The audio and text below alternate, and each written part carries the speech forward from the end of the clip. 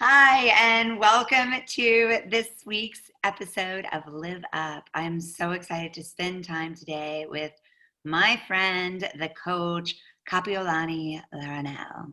Aloha, Arantis. Aloha. I've been looking forward to this for so long. Your presence is so enriching and warming. And in these moments, it feels so chaotic and disorienting. Well, you're right. This is a time that's extremely difficult for all of us, and we all are going through our own ways of coping with this reality that we now not only nationally but globally that we're going through. And I think we've all experienced as a world of human beings in general. We've all gone through COVID, and now we're going through this other wave of what does it mean? Like now that we've looked within during COVID, we're now looking outside of ourselves in relationship to other people with these protests that have gone on. And so I'm really excited to share with you some of the things that, as an Indigenous person, some of the practices that we have that I feel like can really apply to how we understand ourselves as individuals, and then also ourselves in relationship to other people, meaning how do we collaborate? How do we effectively heal both ourselves as individuals and also as a nation and as a globe, as folks who have now gone through this shift in identity of what it means to be human. Truly. And I think what you're saying there about how do we heal is so important, especially in the context of these very weird times. I saw a graphic yesterday that I thought was so telling. Somebody said, like, COVID, the disease that made us break apart, racism, the disease for which we must come together, right? And it really is, I think, the healing happens through togetherness. Yes. And alignment. Yeah. And I think that, so that's what I'm really interested in, right? How do we build that bridge? Where do we start building that bridge? From wherever anyone is at, in their healing process. How can we include people and still honor where they're at? And what I love is that in our Indigenous ways of, I want to also mention one of the first things that we always do when we introduce ourselves to anyone is we say where we're from, the land and waters and the mountains that we come from. And I come from Southeast Alaska, which is a tribe on the Queen Charlotte Islands, which is right off the coast. And it's the Haida and Tsimshian tribe, and I represent the Eagle clan, and that's a family of leaders in that community. And then I come from the Hawaiian Islands, and we call ourselves Kanaka Maoli, and so we're people of that land.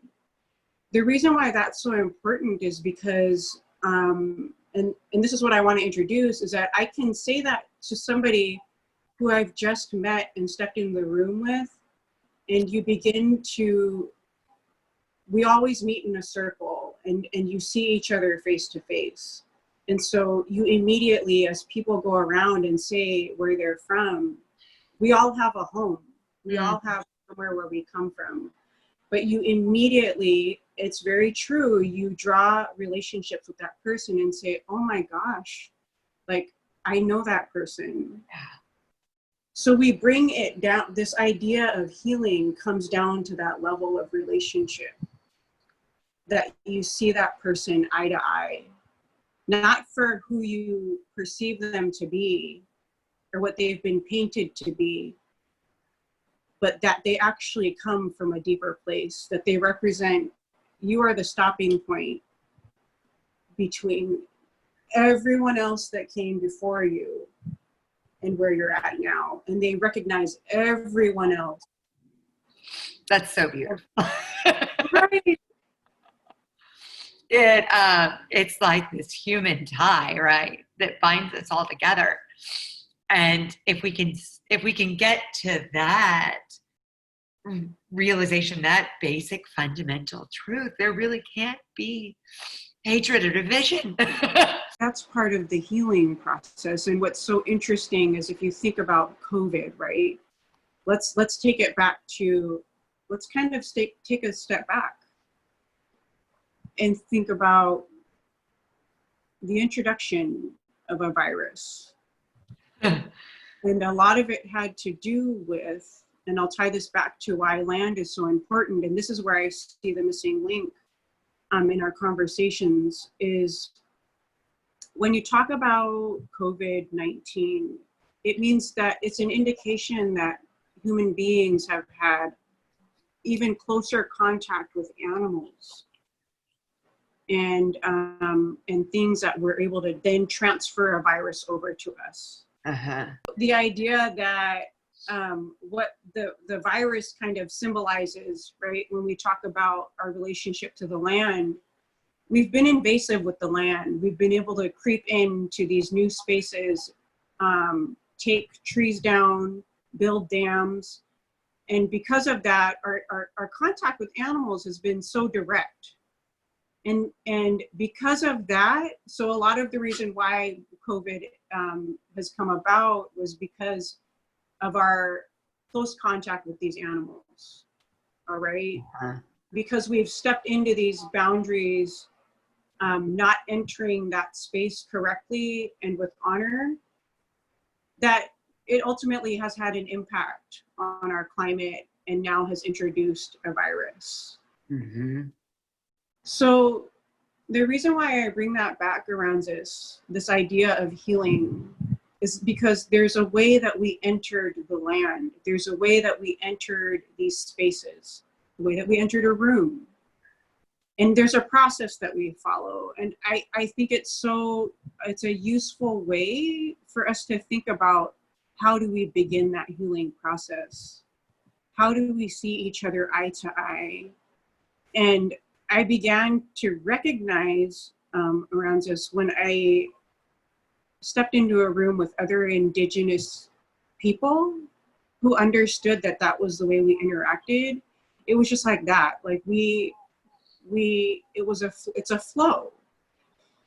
I also recognized when I stepped into a room, like I always wear different hats. So when I step into a room in the middle of Manhattan and I'm in a conference room with a diverse number of people, that's missing for me. Like I'm like, oh, I wonder where they're from. Like, who is their family? You know, Mm-hmm. What are they about? But that layer is sometimes just not there because it's not a common practice. Mm-hmm. Mm-hmm. Yeah. And so if I'm hearing this correctly, the gap is in seeing the person's individual experience so that we can see their place within the whole. Exactly. And there's a way that we do this, right?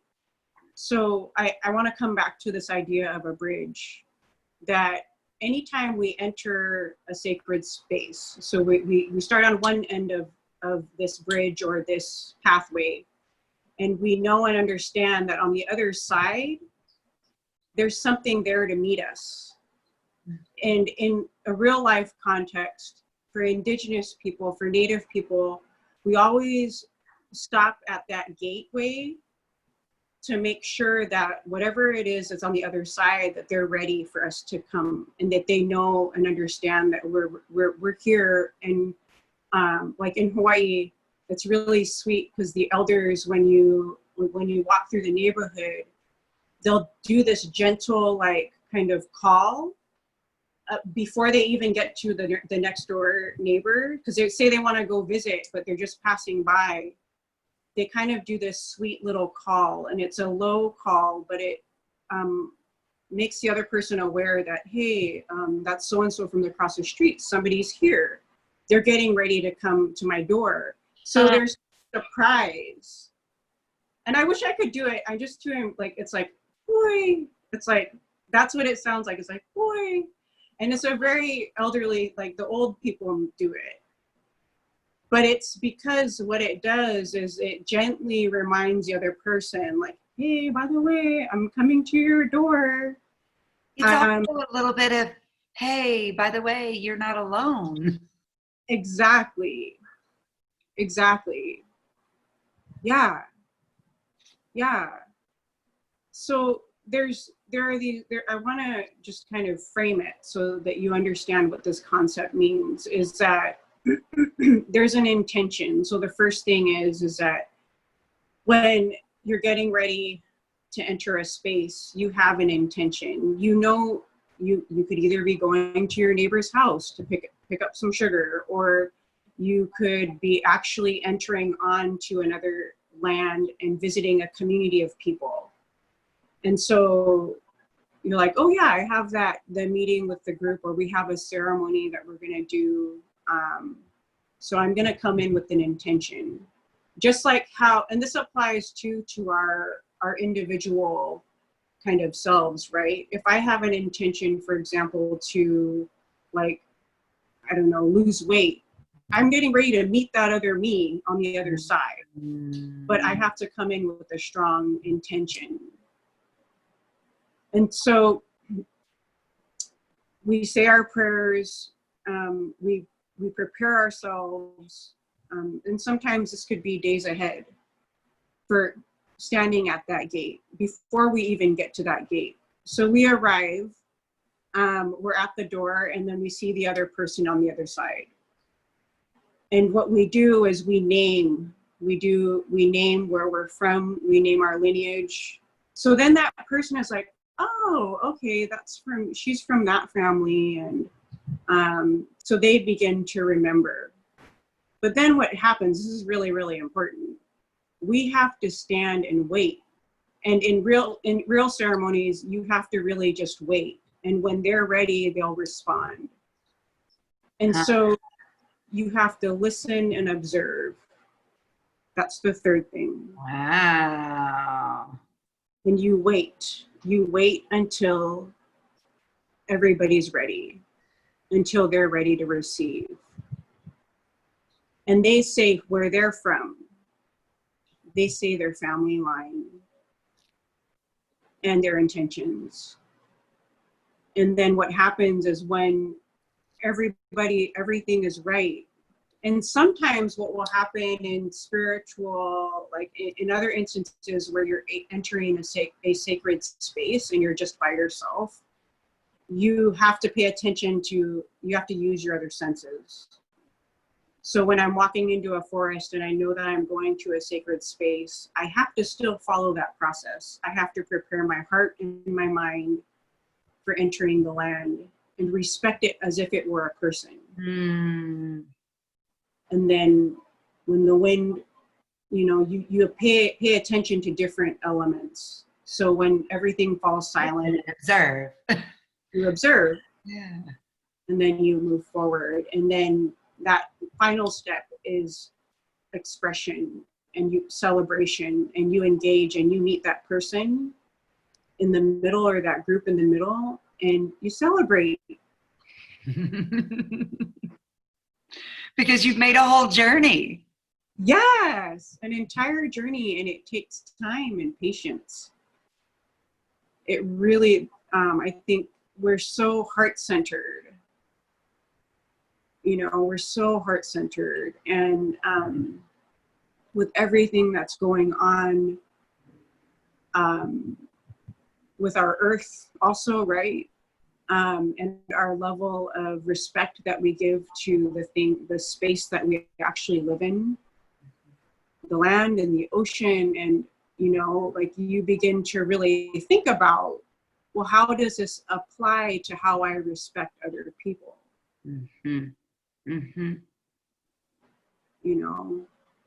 It's interesting too. I've noticed that so many of us, since we've been sheltered in place, our relationships to our homes have deepened so much. And just this sense of appreciation of the way light touches a space, or the beauty of the transformation of our plants over the course of spring. I mean, spring was a magical time to shelter in place if you had any amount of living things around you, because you got to see the rebirth happen much more closely than we would in our normal rushing around lives. So as you think about this as a healing practice in these very sick times, in terms of the way we have treated each other, and particularly our Black and brown citizens of this country, what does that healing look like in practice? How do we build bridge? Yeah, so you know, I love this question, because I think there's something that's so new for me that's come up as somebody who's interested in diversity and inclusion, is that the difference with my conversations with people now, a lot of allies, people who want to be advocates for folks of color but don't identify with Black or brown communities, they've had a lot of deep questions around, like, how do I support communities of color? How can I be a part of this? Because I'll tell you, around this, one thing that I've noticed now, I want to preface this by saying, like, as an Indigenous woman, like we had experienced rioting in Standing Rock, and also in our sacred mountain of Mauna Kea, there we have had these instances where we have had rubber bullets, we have had the tear gas, we've been and we've been peaceful in that, right? And what I've noticed in this movement for our Black brothers and sisters is that we have so many allies and advocates who want to support, who are not people of color. And we need, one of the things that folks are so passionate about is, like, how can I take that next step? I'm really scared. Things that I'm hearing from my close colleagues is, like, I don't want to offend anyone. I don't want to make it about me. And my answer is, but you really matter, and your experience matters, and you are part of the solution. And what part of the solution means is meeting you face to face where you're at, and remembering who your ancestors are, like where you come from, and recognizing that you are that the one that's taking the lead now in your family. Yeah, that's absolutely right. Each of us has such an influence on our micro communities, right? My micro community here very much includes my daughters, who are going to learn how to be in this world through how I am, and how I muster up the courage to be wrong, to be ignorant, and to do hard things. And I think, to your point, like, what I love about what you're describing in this bridge building is it is a very active practice of being okay to rely on our intentions, even if our actions don't lead us where we expect them to have the grit and the resilience to keep going, to keep learning. Exactly. And it's that intention, that's the absolute foundation of building a trusting relationship, is that your intention is to make things right, to restore balance. That's part of the healing process. And so to be firm in saying, and authentic in yourself, and saying, this was really my intention, and taking it away from, I think what's so hard for us in these really difficult conversations is we all have our own experiences. Yes. How can we set that aside for the greater purpose? And what, you're so right. It's like, what do we teach our children? And that's what I'm so passionate about. how do we foster in our children the ability to be able to have a really open perspective, to understand that we all make mistakes, to ask questions. Yeah. Yeah. I used to say to people all the time, like, well, how would the world be different if the most championed behavior of childhood was mistakes? Right? If, as parents, we made it our responsibility to make our kids feel really great about making mistakes. And just, right? Like, congratulations, you took a risk and you learned something. What are you going to take from that mistake versus, hey, you screwed up, right? Like, which is I think the conversation so many people grow up with. And I think that's where we build the courage to break through. I mean, we've been sick with this disease and getting sicker for hundreds of years. Yeah. And I think you're absolutely right. The only way to heal it is to be brave enough. Yeah. To be willing to each other. To introduce ourselves to each other with intention. Yes, with intention, and to be okay with sitting in the discomfort of it. Yeah. So, and here's the thing, as an Indigenous woman, as somebody who's always worked with communities of color, and we've been uncomfortable for a really long time. Yeah. And there are those of us that don't know how to deal with or cope with that. We sometimes go in, we sometimes stay within our own microcosm of our universe. And then there are those of us who really want to make progress for the world and create change. And that's where we need to be for our children. We need to be in that space, like we need that. To be uncomfortable. Yeah, because essentially our discomfort is going to mean that our children will be much more comfortable in our future. And that's what I care about. I care about our children and our grandchildren and their grandchildren being in a world where they feel like they can fully express themselves and be understood and be seen. One of the things that I think must be interesting from the work that you've done is to witness the rewards for people who embark on crossing this bridge. Because I think humans ultimately are selfish creatures. Yeah. Right? So what's in it for people to cross that bridge? Oh my gosh. I've had so many beautiful experiences with people around what it means to cross that bridge.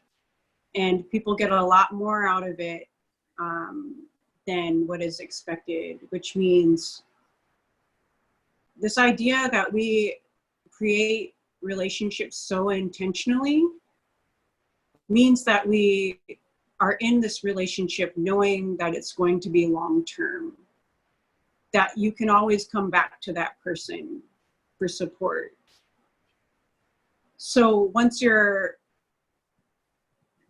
invited to work with somebody or develop a program, you never lose touch with them.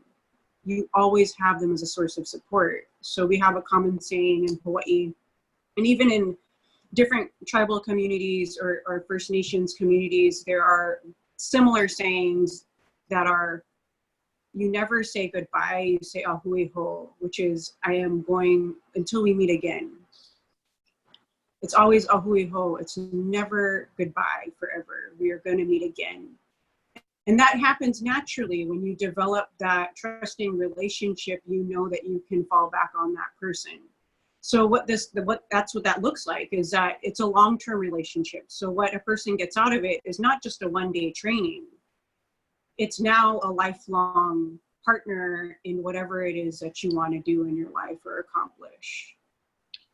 It's again, I don't know. I think I had failed to appreciate how interrelated the intense drivers of this time are. To think about the relationship between a pandemic and this moment. Yeah. And I think for It's like breaking point.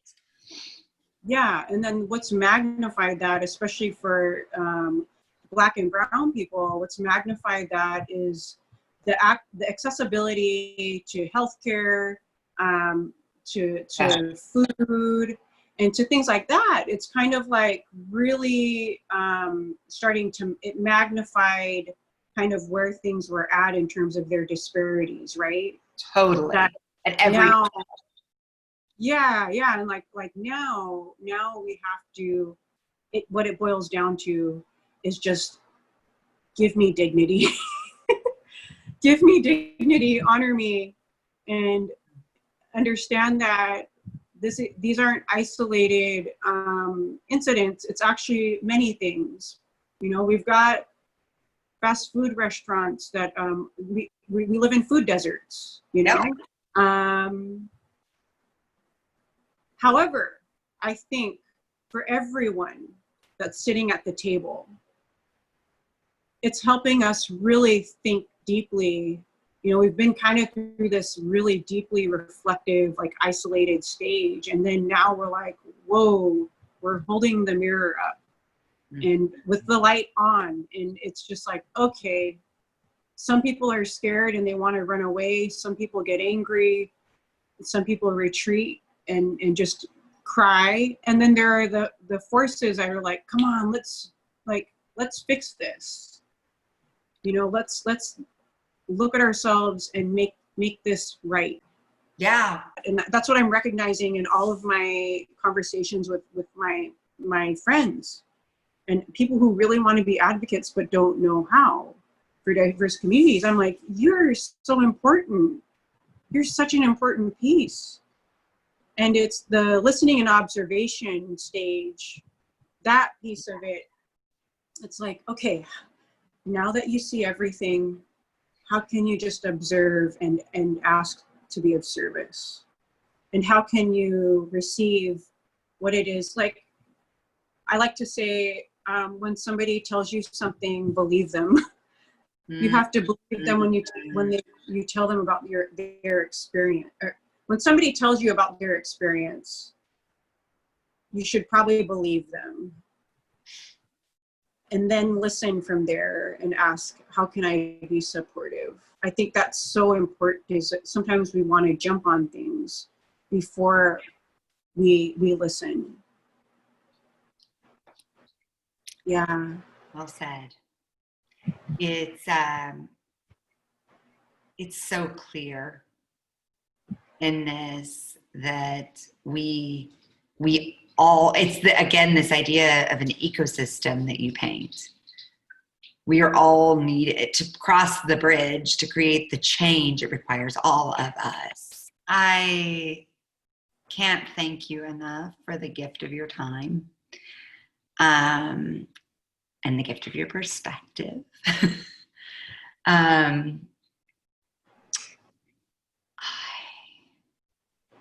I will carry with me for so long this image of the bridge. And and the importance of introducing ourselves to each other with our intention to help us create the courage to connect and to move forward. But most of all, I just appreciate your willingness to stand up as a safe space, to offer that to people, with so much openness and so much generosity. It's certainly not something you have to do. It's something you're choosing to do. And our children, our big, not my lineage, our big universal children, will deeply benefit from that way of thinking and the little ripples of what you put into the world. That is the definition of living up. Kapiolani.